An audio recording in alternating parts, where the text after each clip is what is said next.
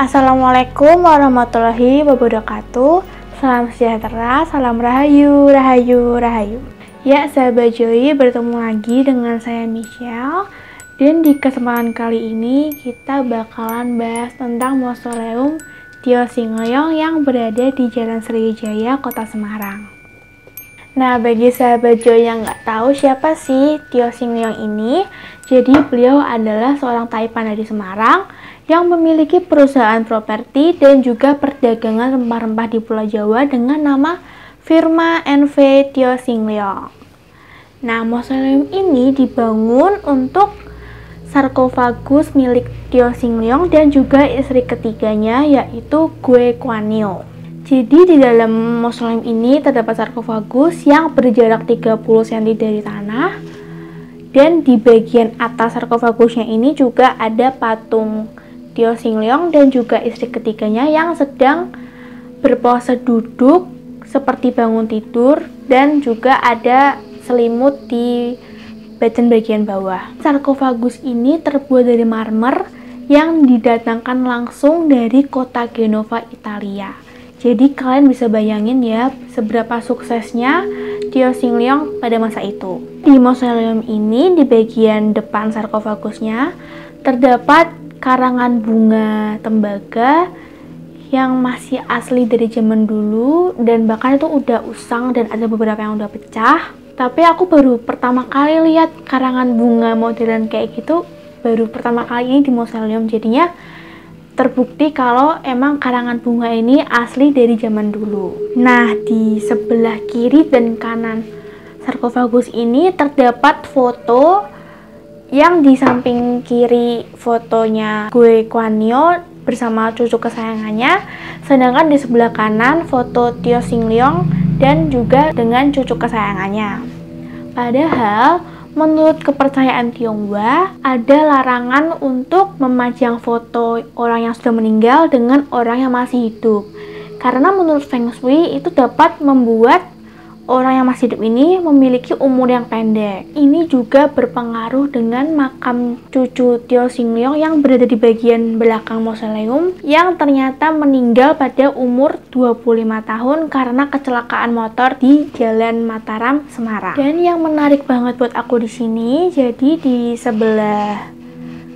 sebelah kiri sarkofagus ini terdapat satu kayak space kosong dan dipajang foto waktu pemakamannya. Dan ini yang menarik perhatianku, jadi fotonya itu kayak gini. Ini mausoleumnya, pintunya depannya bisa dibuka, dan ini keluarga besarnya. Jadi pas pertama kali aku lihat tuh kayak udah kebawa sama vibe-nya di sini, dan bahkan kayak ngelihat suasananya tuh kayak gimana. Dan vibes-nya ini mirip banget sama yang di Taman Makam Abu di Ambarawa. Dan yang aku lihat sebelum mereka foto ini, mereka ngadain kayak kalau orang Buddha itu kayak sembahyangan di bagian depan sarkofagus ini ada meja. Nah, itu isinya ada makanan, sesaji, terus ada yongsua juga atau dupa yang dibakar. Keluarganya ini ramai banget. Mungkin pada saat itu mereka ini terlihat seperti keluarga yang harmonis ya.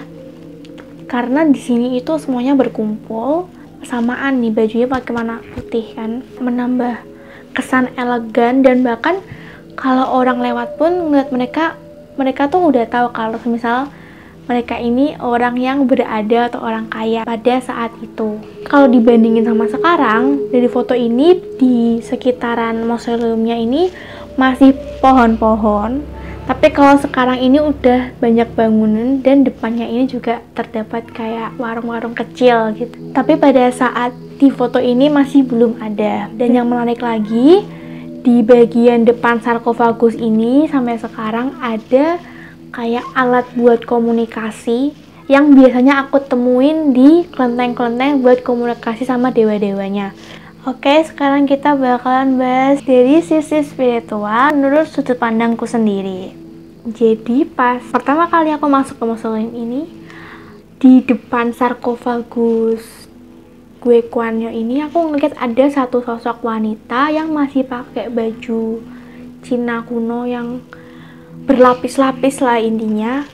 Terus rambutnya dikuncir ke atas kayak dicepol gitu. Dia lagi berdiri tapi dia diem aja. Terus dia lama-lama hilang.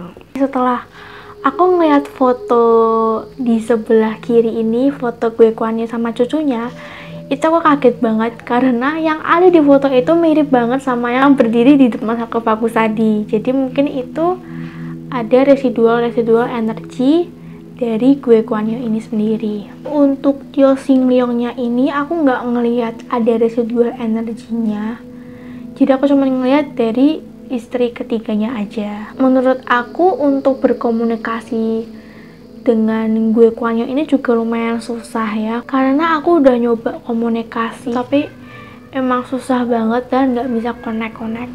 Dia emang nggak berkenan untuk berkomunikasi. Oke, sekarang kita berlanjut ke makamnya anak Tyo Sing Leong yang berada di belakang mausoleumnya. Jadi di belakang ini ada satu komplek pemakaman juga, cuman emang enggak dibikin mausoleum, dan itu adalah bongpai milik anak Tyo Sing Leong yang bernama Tyo Tiam Chong. Tapi bongpai ini itu kosong karena aslinya Tyo Tiam Chong ini meninggal di Belanda dan dimakamkan juga di Belanda. Tapi di Semarang cuman dibikinin bongpainya aja. Dan di sebelah kanan dan kirinya ini terdapat makam istri dari Tyo Tiam Chong. Yang pertama ada Goei Hun Yang dan istri ketiganya Goei Li Kin. Jadi Goei Hun Yang dan Goei Li Kin ini kakak beradik ya. Jadi setelah Goei Hun Yang ini meninggal, Tyo Tiam Chong menikahi adik iparnya yaitu Goei Li Kin. Lalu istri keduanya ini bernama Chua Kwat Nyo dan dia dimakamkan di pemakaman Tionghoa Kobong yang sekarang menjadi Pasar Kobong. Tyo Tiam Chong ini juga merupakan orang terpandang pada saat itu. Jadi dia ini merupakan ketua Kamar Dagang Xianghui dan juga mendirikan sekolah China School Board of Semarang atau juga disebut Zonghua Shuixiao, dan juga sekolah Chinese English School atau Huaing di Jalan Bojong atau sekarang disebut dengan Jalan Pemuda, yang bangunannya sekarang dipakai untuk SMA Negeri 5 Semarang. Nanti ada fotonya saat masih Chinese English School dan juga setelah jadi SMA Negeri 5. Ini fotonya. Untuk observasi yang di bagian luar menurut aku ini lebih tenang dan malah cenderung sepi, jadinya nggak ada yang aku lihat di komplek pemakaman di luar.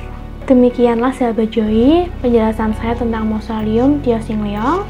Semoga dapat menambah inspirasi dan juga menambah informasi bagi sahabat Joy tentang sejarah seorang Taipan dari kota Semarang. Sekian dari saya. Assalamualaikum warahmatullahi wabarakatuh. Salam sejahtera, salam rahayu, rahayu, rahayu.